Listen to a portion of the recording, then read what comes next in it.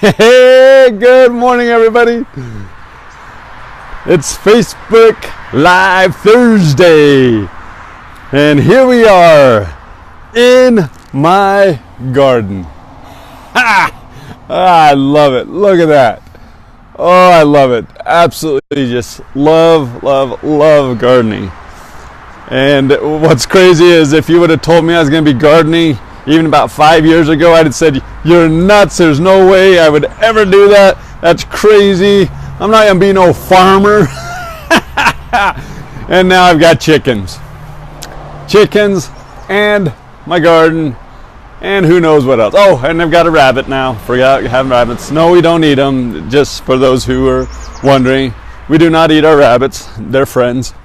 They provide the nutrients for my garden, or in other words, the, what do you call it, excrement. The enjoyable stuff that the gardens love.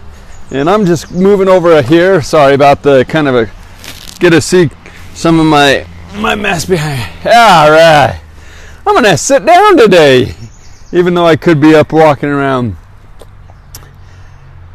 I've been trying to figure out what I wanted to discuss today. And I think it's just gratitude. At least right now, that's where I want to go for. It's just gratitude for what we have. Gratitude for all of our blessings. Being grateful for our health. Being grateful for our home, or if, I hope this isn't causing problems here. Anyways, being grateful for our home. Being grateful for, just the smallest things in life. Being grateful for the sunshine. Being grateful for grass. Being grateful for the soccer balls and just all the small things in life that we sometimes just take for granted because they're always there. They're always there. I was looking at a video the other day from a gentleman who's over in Africa right now, and they were playing soccer ball with a bunch of recycled plastic bags that they just rolled up into a huge ball, and then they took and taped it. And so it was taped up plastic bags. That's what they were playing soccer with. And what was interesting is then that got me thinking about the soccer team. I can't remember where there's an island, or it's kind of like a city on water.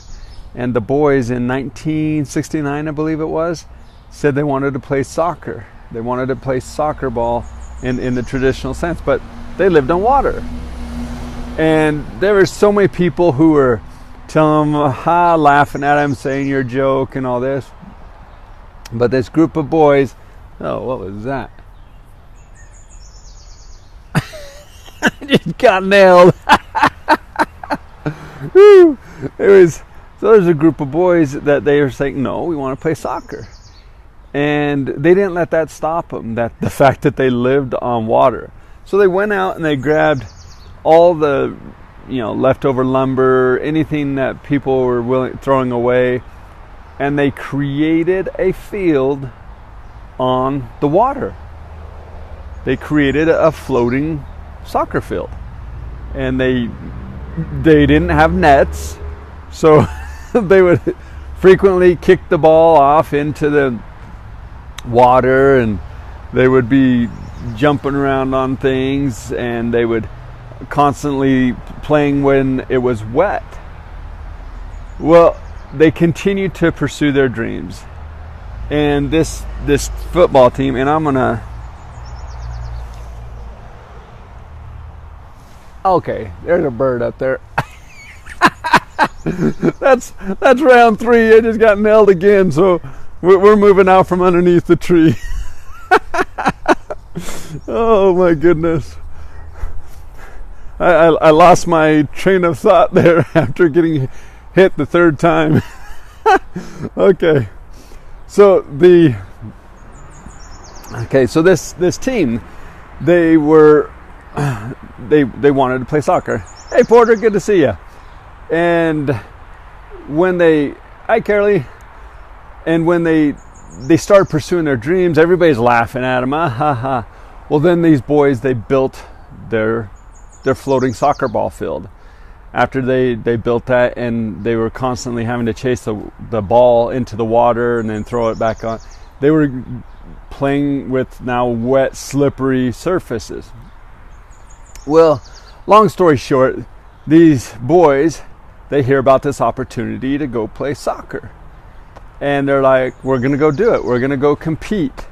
And they had no official training. They'd only watched what they'd seen on TV and stuff like that. So that's how they learned the rules and things like that. Well, so they took their knowledge and their desire. They built their field. They practiced. They did what they could with what they had. Then they went and they competed. And at first they're seeing all these teams. Oh wait, I digress. Back up a little bit. Right before they leave to go to the compete, they get the village people. They gathered together and they had purchased actual uniforms for them, because they were just going to go in just everyday clothes because that's what they had. So they purchased actual uniforms for them, and they told them, go do well. So here, at first they were kind of laughing at them and joking with them, saying, "No, you're never going to succeed. What are you talking about? We're a city floating on water. How are you gonna play soccer?" But then they started encouraging them and supporting them. And as they started encouraging and supporting them, the boys just got more and more excited. So then they're leaving to go compete. And they get there and they see all these big, huge teams, and they're like going, "Oh, how are we going to do? I mean, look at these guys. Wow." Well, they start playing, and boom, they are doing really well. They start winning. They're going from one thing to the next, and they're winning every game. So then they go into the final match. They made it to the finals. It's down to them and one other team, and the rain starts pouring. And at first they're running around, they've got their shoes on, and they're running around playing soccer, and they're just getting creamed. This other team is just doing so well and just beating them bad. Well, during halftime, the boys sat down and they're talking about how their shoes were slowing them down. Well, back in the village, when they were playing on the floating soccer field, in that village, they played soccer without shoes on because they were always going into the water. So one boy says, "Well, I'm taking my shoes off," and then it followed. All of them took their shoes off, and they go back into the game, and they just start doing so well because now they're playing exactly what they practice on. They're no longer slipping and sliding. They don't have their shoes aren't weighing them down, and they end up winning the championship. And now, I guess to this day, this floating village has won.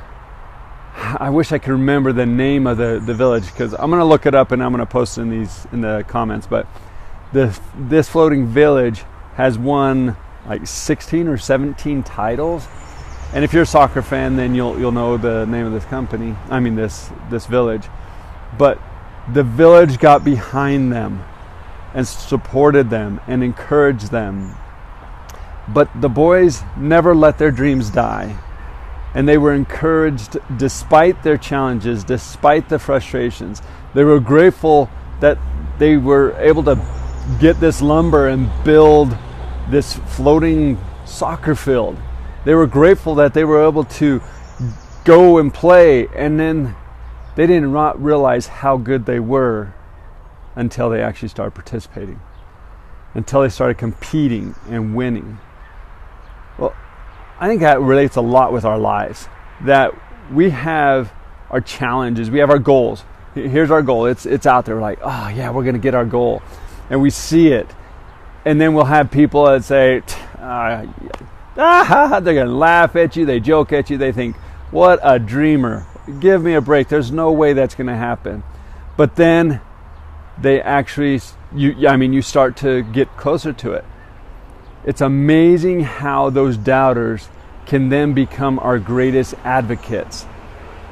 And then we need that village. We need the support of those around us. But we don't let them stop us. We let them encourage us.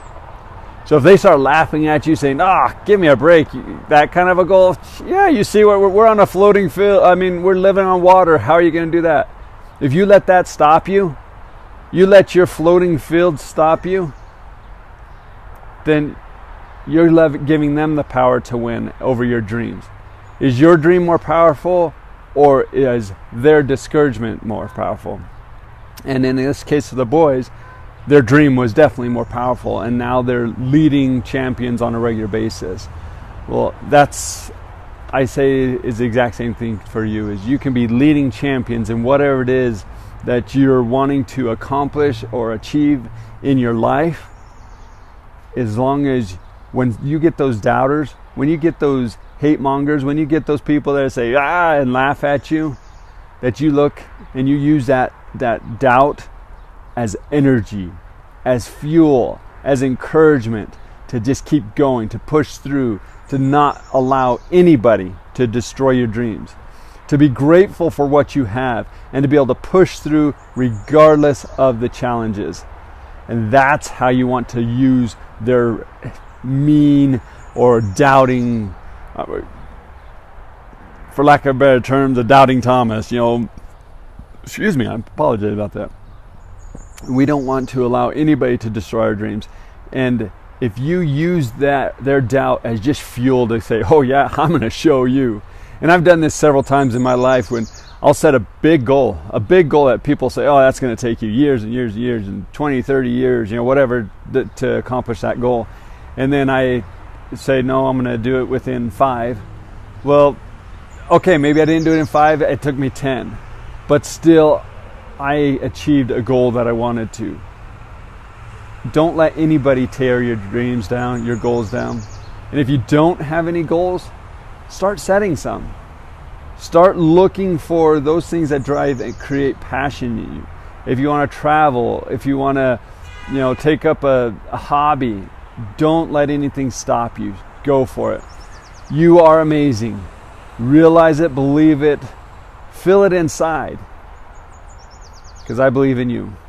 Thank you for listening. Please share this. Let somebody else know how amazing they are. And because you never know who this was meant for. And the more we share, the more we give, the more grateful that we will be able to be towards the smaller things in life. Have a fabulous day, guys. Thank you.